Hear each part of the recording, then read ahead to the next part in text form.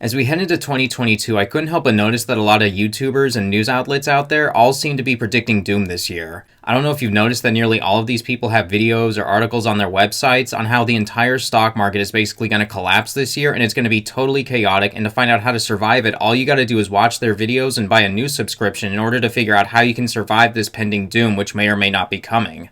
While as of the making of this video, some people are speculating that we're heading for a correction, I honestly don't know for certain how the stock market or the economy as a whole is going to pan out in 2022. Sure, it's possible we could have another plunge like we did in 2020, but I think the stock market probably won't react so violently like it did back in March of 2020 in relation to any kind of news regarding the pandemic, at least. People already panicked and realized that while COVID is bad, it won't translate into being the end of civilization as we know it. If there is another plunge, it'll probably be by some other event that nobody knows for certain just yet. Besides, as we all know, there have been many people throughout the years who have predicted doom and nothing happened, or predicted prosperity and what we got was the exact opposite. I think it's obvious that these YouTubers and news outlets are only doing this in hopes that you'll click on their videos or read their articles. As for me personally, I'm not going to pretend I know what the stock market will do this year. It could keep climbing or it could fall. I don't know since I'm not an expert economist. But what I do want to discuss are a couple of really important things to keep in mind. First off, the stock market as a whole has always continued to grow in a positive direction. If there is another recession or correction or even an entire depression, the markets will recover from them, as they always have. Secondly, as dividend investors, a falling market is actually really good news for us, because when we invest in solid dividend stocks, if the market falls, that means we can pick up even more shares of these stocks and collect more dividend income.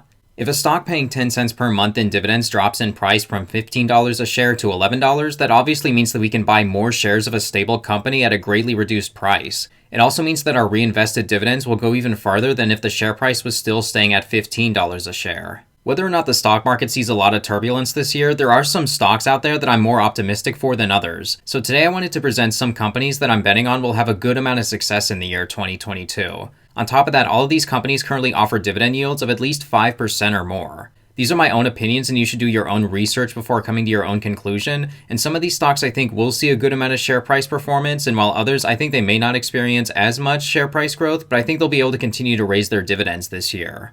So with that being said, let's get into it. Alright, so my first pick for 2022, and also my riskiest pick in my opinion, is a stock that I've covered a couple times on this channel in the past, which is Omega Healthcare Investors, ticker symbol OHI.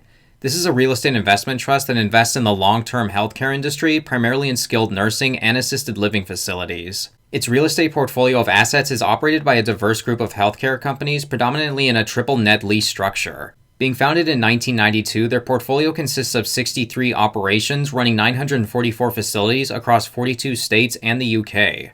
OHI currently offers investors a generous dividend yield of 8.5%. In terms of share price performance, last year this stock's share price fell by 8.62%, and the main culprit for that was predominantly caused by the pandemic. As we saw in 2021, COVID didn't subside like we were hoping it would, and the virus continued to spread around the globe. As a result, this caused some difficulty for Omega, as the company did face challenges in terms of occupancy ratings for their nursing homes and rent collection from some of their tenants. According to their latest investor presentation, the average occupancy rating for their facilities was about 76%, which is lower than their pre-pandemic occupancy rating of 84%. It has been improving though, when back in the first quarter of 2021, their occupancy rating was all the way down to 72%. Rent collection is another area that I believe Omega Healthcare will continue to improve on. In August, the company announced that they had collected rent from 98% of their tenants, which is slightly lower than the previous quarter, but I believe that as COVID fears continue to subside, that things will return to normal, making Omega Healthcare a potentially really good buy. After reaching a 52-week low in December, their stock share price is currently up almost 7% this year, which hopefully will be a continuing trend going into the remainder of the year. According to Seeking Alpha, their dividend payout ratio is sitting at 80.52%, which would indicate that Omega has the ability to keep their dividend at its current level. I'm also pretty optimistic about this industry as a whole.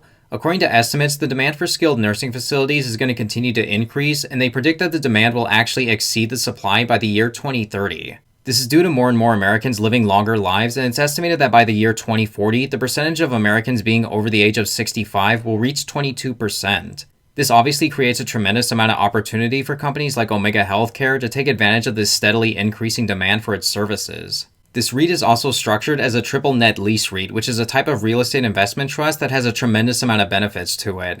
A triple net lease REIT means that the tenants in Omega's facilities are responsible for paying all of the property's expenses. So that would include property taxes, insurance, building maintenance, among other expenses. Not all REITs are structured this way, and as you can imagine, not having to pay these expenses means that Omega can use that extra cash for other things like growing the business and or the dividend. So in conclusion, out of any high-yielding dividend stock out there, in terms of share price upside potential, I'm personally the most optimistic about Omega Healthcare. But you're free to come to your own conclusion. I know that some people don't think they'll be able to turn things around this year, but considering the need for the skilled nursing facility sector, improving occupancy ratings, and a high dividend that they've been able to sustain up to this point, Omega is a company that I do have some confidence in at this point.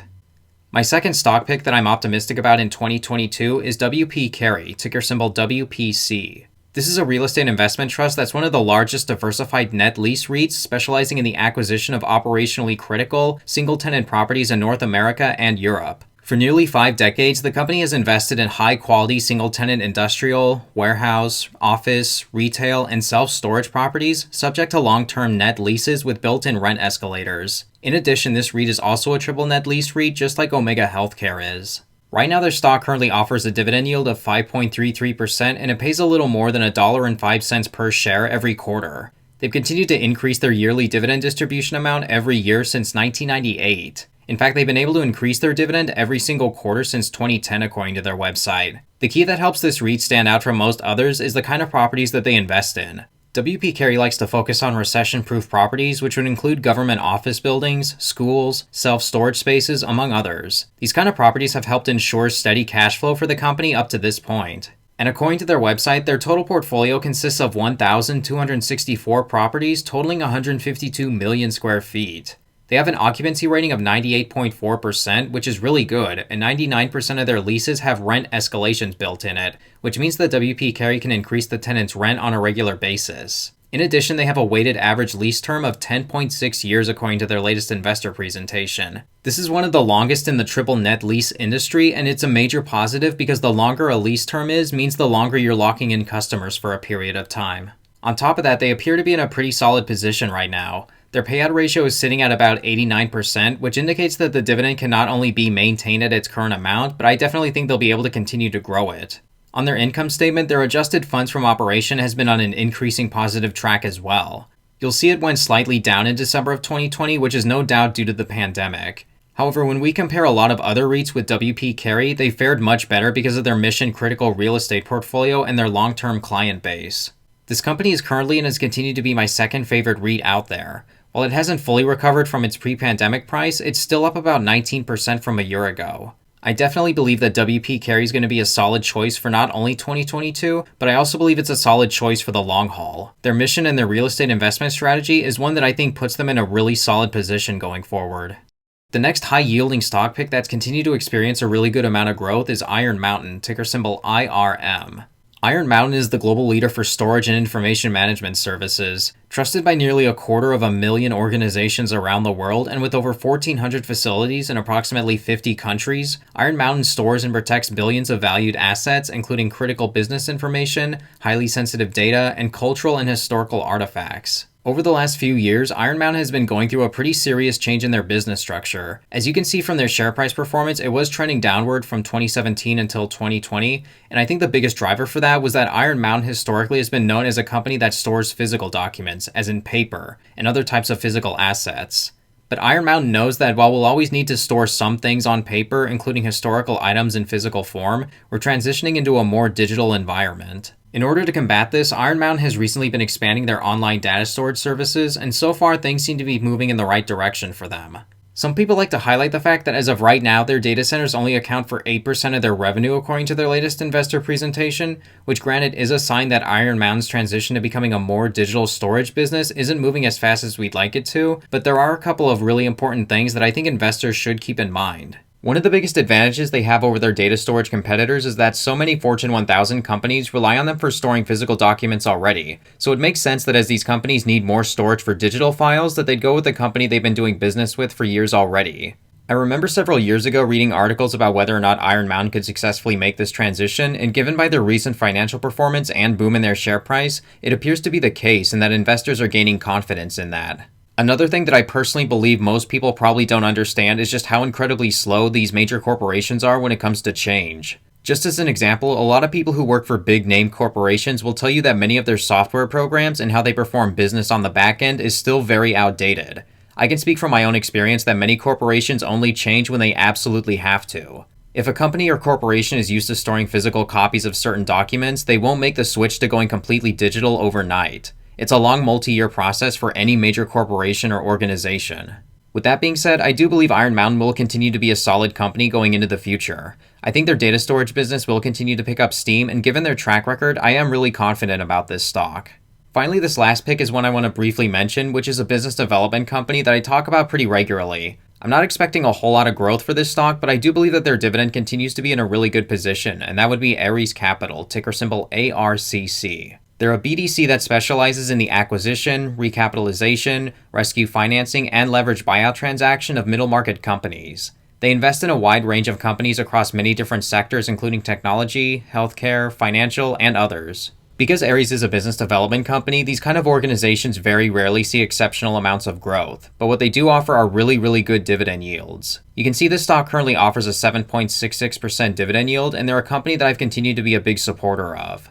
Even if the market were to fall significantly in 2022, I'd have the most confidence in this business development company out of probably any other BDC out there for a few good reasons.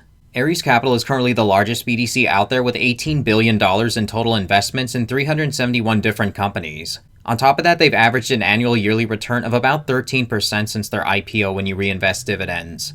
They're also very well diversified in terms of their loan portfolio, with 77% of their loans being senior secured, which is considered the safest type of loan, but it's still not without risks.